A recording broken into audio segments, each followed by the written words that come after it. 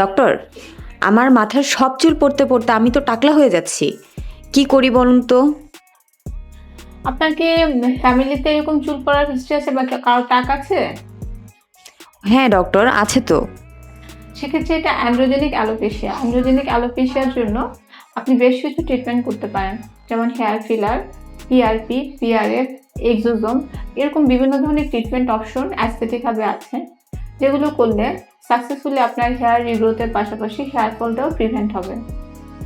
এই ট্রিটমেন্টগুলো আমরা কিন্তু অনেকগুলো স্টেপ মিলিয়ে করে থাকি এবং হিউজ অ্যামাউন্টে কোলাজেন সিরাম ব্যবহার করে থাকি এবং আমাদের একটা সিগনেচার গ্রোথ ফ্যাক্টর আছে, যেটা প্রসিডিউরও দেখতে পেয়েছেন নিশ্চয়ই।